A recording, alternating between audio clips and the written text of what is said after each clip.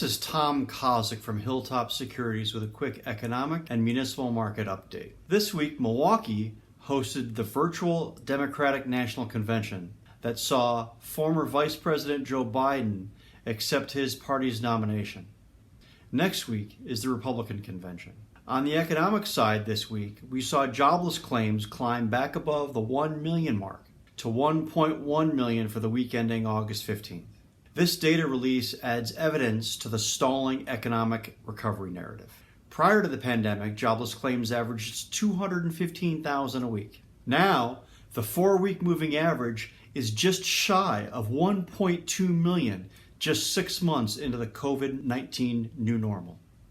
An economic indicator that we've been tracking closely in recent months, the Dallas Fed's National Mobility and Engagement Index, ticked up slightly, but it still remains in negative territory. The Dallas Fed's MEI rose slightly to negative 45, but remained in the negative 42 to negative 48 range since the middle of June.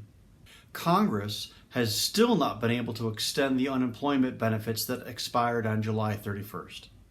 President Trump's effort to provide a $400 supplement has been trimmed to $300 as states seem unwilling or unable to come up with the last $100. On the municipal side this week, we saw the Federal Reserve backstop a $451 million New York MTA note sale. The Fed offered a level that was better than several bids that were submitted during the competitive process. That makes MTA only the second qualified issuer to use the Fed's municipal liquidity facility after Illinois. That being said, we still do not think that market conditions are going to result in increased use of the MLF. And this is also important considering that pricing dropped by 50 basis points last week.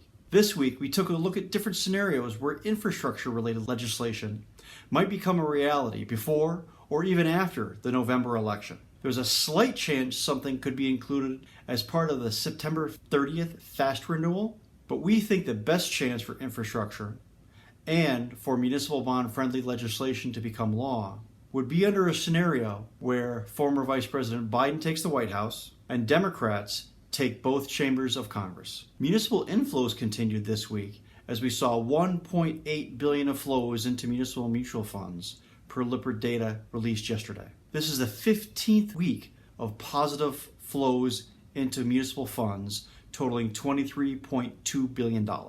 Thanks very much for watching. See you next week. This was Tom Kozlik from HilltopSecurities.